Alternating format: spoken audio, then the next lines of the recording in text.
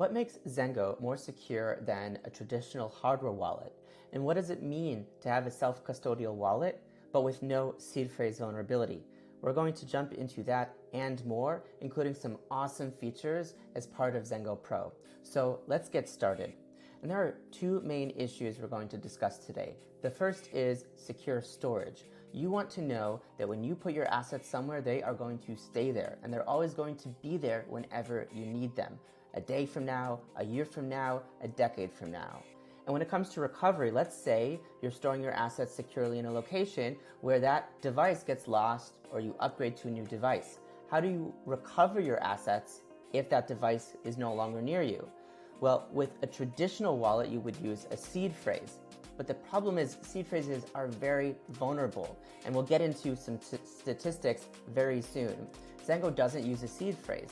Instead, we use something called MPC, or multi-party computation. We'll explain how that works and how it's used both for secure storage and for secure recovery, where instead of a seed phrase, we have a three-factor authentication system that locks your assets to you, which makes it very easy for you to recover your assets, but nearly impossible for a hacker or a bad actor to get access to them. So let's get started by talking about MPC, and I actually have a question for you before we go into the details. I'd like you to guess, in the last 10 years, about how much Bitcoin, and Bitcoin alone, has been lost or stolen because of seed phrase mismanagement. How much do you think? $1 million, $10 million, $100 million, $1 billion? What do you think? Feel free to comment below before I tell you the answer. Okay, so the true answer is an estimated $100 billion has been lost or stolen in Bitcoin alone in the last 10 years. Now, this is actually a very conservative estimate. This assumes Bitcoin at a 40,000 US dollar amount. We know as of this recording, at least, Bitcoin is at about 70,000 US dollars per coin, and it doesn't include Satoshi's first million. This doesn't include Ethereum, NFTs, anything else either. And this is by people who are supposed to be good at self-custody, the OGs, right? So if they can't do it right, how in the world can we expect seed phrases to be the way for the world to self-custody moving forward? And why? Because seed phrases are a vulnerability. They represent a single point of failure in the ecosystem, and if you make one mistake, all of your assets can get lost or stolen forever. You might have seen examples, which we see on a daily basis, of scam websites or malicious places that manage to steal people's seed phrases. A great example that we saw recently was an individual probably had a hardware wallet and they wrote down their recovery seed phrase in a location thinking that they would be safe. They kept it on them, and it looks like this person was stopped, and this is somebody's body camera who was able to take an image or video of the seed phrase. And well, you can bet that the assets are no longer in that wallet because the seed phrase is now out and anyone can see it. A traditional wallet works, and this is a very simple example, in 3 steps, right? You have inside of your wallet the seed phrase and the private key associated with it. You use that to sign a transaction, and then the blockchain accepts that transaction. But the problem is this represents a single point of failure, right? If it's very easy to steal, and it's very difficult to secure. If anybody has access to this other than you, they can take your assets. Now, let's differentiate that with what we're doing at Zengo. We spent a lot of time focusing on a different technology that we thought would make it much more secure for the average person to self-custody their assets. MPC instead of a seed phrase. MPC stands for multi-party computation. And it's actually been around for a long time, mostly at the institutional level, helping custody billions, hundreds of billions, if not trillions of dollars of assets. There are companies like Fireblocks and Coinbase that have now been using MPC for years. PayPal recently started using MPC. They acquired an MPC company a few years ago. Meta, or Facebook, was one of the founding members of the MPC Alliance, of which Zengo is a member. And then, of course, you have Zengo. We were founded in 2018. We launched the Zengo consumer wallet in 2019. And we're actually the pioneering consumer-focused wallet, bringing MPC from the institutional level down to average people like you and me so we can have access to this advanced technology. And security is truly part of Zengo's DNA.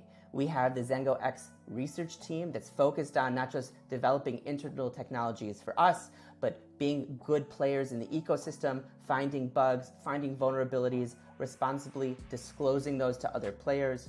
We've been invited to participate in a number of conferences, like the famous Black Hat conference, where we share research that we've discovered. We've won a number of bug bounties for being good players in the ecosystem.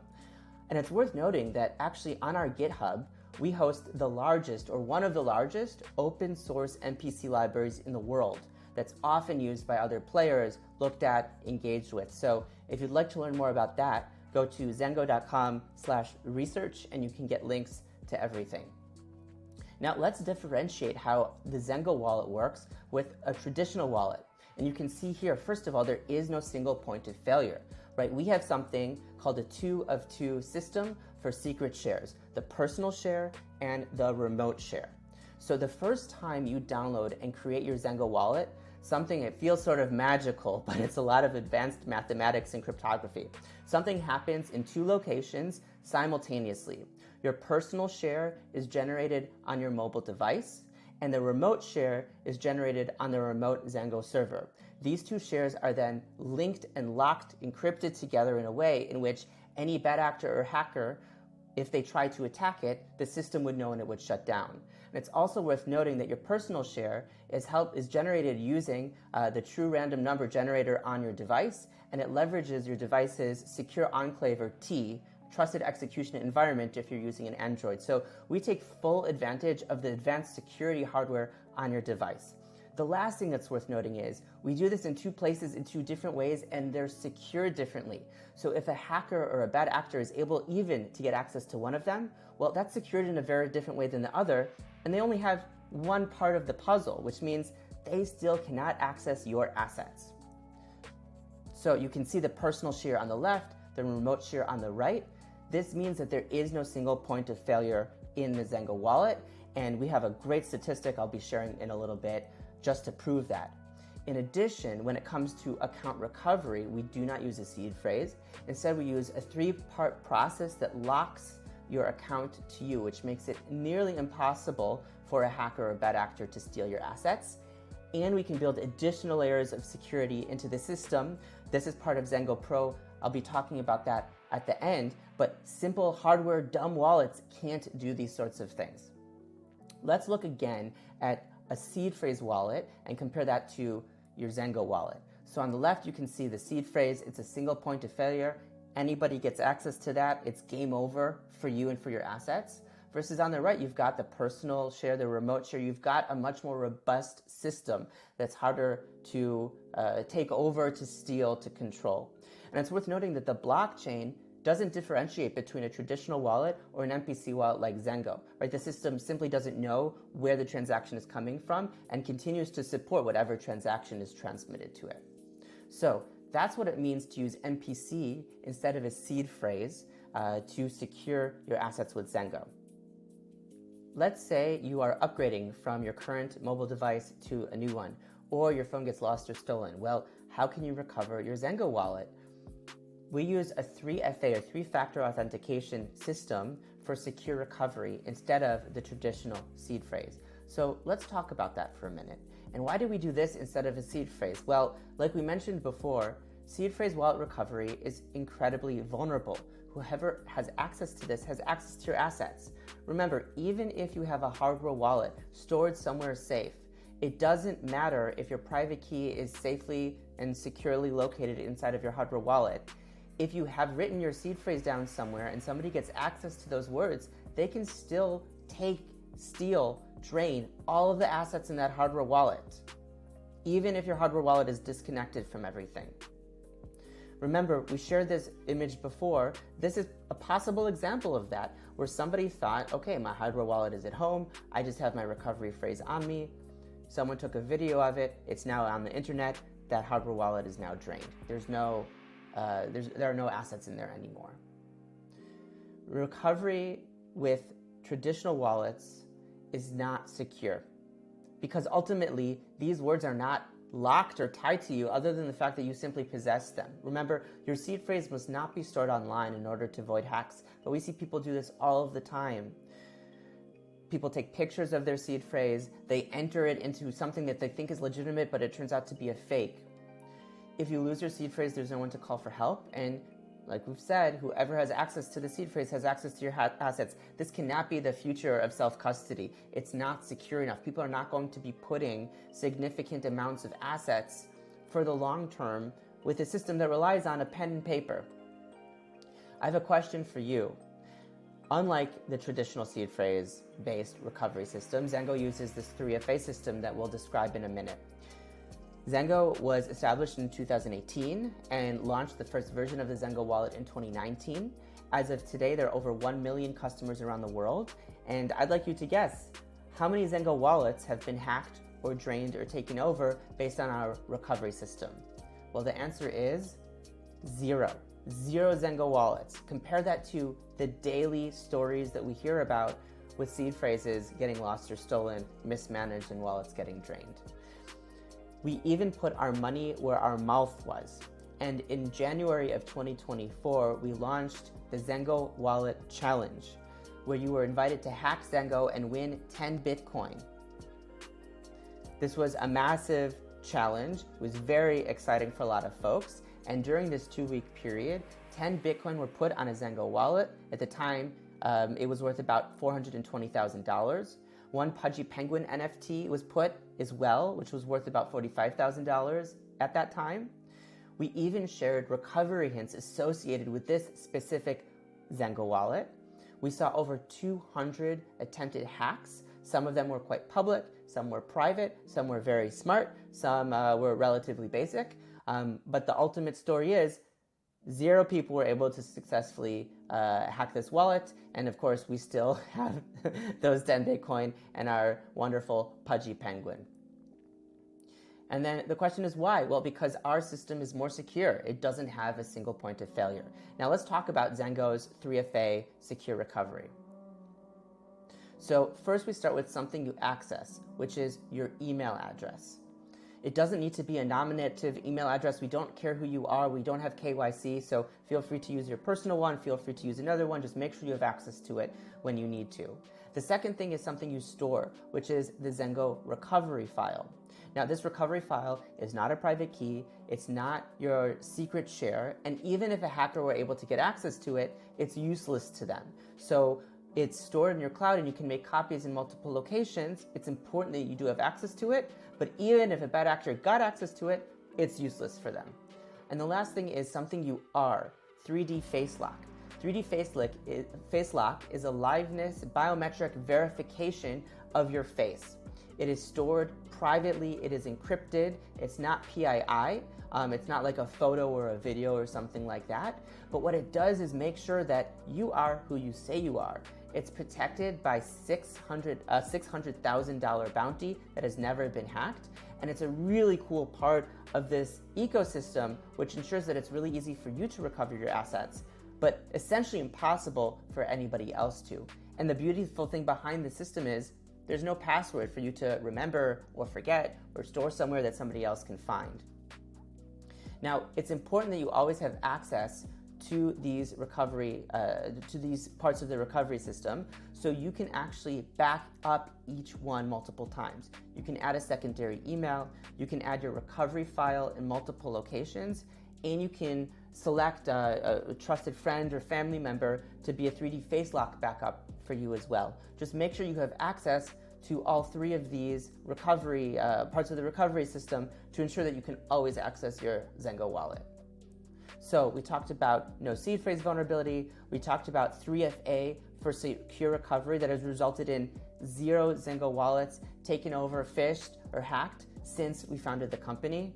I would say that MPC has proven already to be much more secure than a traditional crypto wallet, than a traditional hardware wallet for sure. In the first 2 parts, we already described how Zengo is more secure than a traditional hardware or software wallet. But wait, it gets even better. Because of the way that MPC works, we can actually do even more that a traditional wallet simply cannot do. So let's talk about some of the advanced features as part of Zengo Pro. So MPC enables advanced security and self-custodial tools, sort of like account abstraction or AA on steroids, but for everything inside of your wallet instead of just things in the Ethereum ecosystem, right? So this also applies to Bitcoin and every other crypto asset. If you look, you can see the two secret shares speaking with each other. Because they go back and forth and there's this level of communication, we can inject if-then statements that allow for you to decide, well, in this situation, this should happen, or in that situation, that should happen. This is part of an advanced suite of features called Zengo Pro. And we're going to talk about 3 of those features very briefly right now. The first is theft protection, which locks any approval to you using 3D face lock and in the future other items as well. An advanced built-in Web3 firewall that warns you from approving things that you might not want to approve on-chain. And then legacy transfer, which is the industry's first multi-chain built-in inheritance-style feature for all of the assets in your wallet. It's super cool. So let's briefly jump into theft protection. So kind of here's the story. Let's say you know that your Zengo Wallet is secure. You have your Zengo Wallet on your device, but your kids know the PIN code to your device, or your spouse does, or even somebody, a bad actor, has access. They've seen what you've done. They've seen what you've entered into your phone. Theft protection means that even if any of those things apply, no one can move your assets. Now compare that to even a hardware wallet, right? Most hardware wallets are protected by a 5 or 6 digit PIN code, but if somebody knows that PIN code, they can move all of your assets, right? It's that number that's protecting your assets from, again, getting drained from your device. Theft protection is better than that, and this is how it works. You would turn on multi-factor authentication inside of your device, and then you would decide which security factors you want to turn on. Right now, 3D face lock, right, which is the liveness verification scan that's tied to you and protected by a $600,000 bounty, would prevent anyone from being able to prove these transactions except for you. And then you decide when it should turn on. Maybe it should be for every amount leaving your wallet. Maybe it's only for, in this example, $420 or above, but if it's just a transaction of $50, it's fine. You don't care if you just approve it normally using your device's password, PIN code, Face ID, right? It depends on what device you're using. And you can also apply this to all Web3 transactions, which I'll explain more about in a moment. So this is theft protection. It's very cool. Now let's talk about the advanced built-in Web3 firewall, right? So sort of like a stoplight, the firewall has green for go, yellow for watch out, and red for stop. This is probably not legitimate. Somebody is trying to drain your wallet, steal your NFTs, or take your DeFi tokens. Here's an example of how it would look if you're trying to approve something associated with OpenSea. OpenSea is, as I'm sure you know, a famous NFT platform. And it says, look, this is common behavior. This is what the app wants you to do. It's probably okay to do so. In addition to the stoplight style warnings, you can also turn on theft protection for anything in Web3, right? So if you want to make sure that nothing gets approved, or you tend to be somebody who approves things without paying too much attention to them, well, turning this on will force you to stop, will force you to slow down, will force you to add that additional layer of kind of a 2FA style approval. I don't like saying 2FA because this is actually more secure and more advanced than 2FA. And the last thing that we'll discuss today is legacy transfer. Now, legacy transfer will allow you to secure your assets on-chain for generations. It doesn't require KYC, it's multi-chain, so it includes your Bitcoin, your Ethereum, all of your NFTs and more, and it's self-custodial. Here's how it works. You select a legacy recipient. Now, you need to be a Zengo Pro customer in order to set up legacy transfer, but your legacy recipient does not need to be a Zengo Pro customer. They can just be a regular Zengo Essentials user, because we wanted this to be as accessible as possible to anybody using Zengo. You select them as a legacy recipient. They have to agree to it. And then this is really important. You select when your account should be considered inactive. There's an inactivity timer that goes right now, I think, between 4 months and 24 months. And what that means is after that inactivity timer hits, then your legacy recipient will be able to start the process to gain access to your account. However, anytime you open your Zengo wallet, the inactivity timer restarts back to 0. And the beautiful thing behind this is you can always cancel it. You can remove it in an instant. You can select somebody else to be your legacy recipient. And this person does not know what's inside of your Zengo wallet, and they won't know what's inside of your Zengo wallet. It's completely private until they get to the final point of getting access to it if legacy transfer actually happens. So it's a beautiful system using Zengo's MPC. Remember, if you had a seed phrase and you chose to give your seed phrase to somebody else because you want to make sure that they get access to those assets in the future, well, first of all, they can make a mistake and accidentally access them now. They could accidentally lose that seed phrase. Somebody else could steal those. Once you give that seed phrase out, there's no taking it back, right? But with legacy transfer, you can do that really, really simply. Again, you can see here, you select the name of yourself and of them, you select the time, and then you approve it. So these are some of the incredible features built into Zengo Pro already. It doesn't require a seed phrase because we use MPC. Zengo, as you know, uses secure recovery with 3FA, again, instead of a vulnerable seed phrase. And Zengo Pro is like account abstraction on steroids.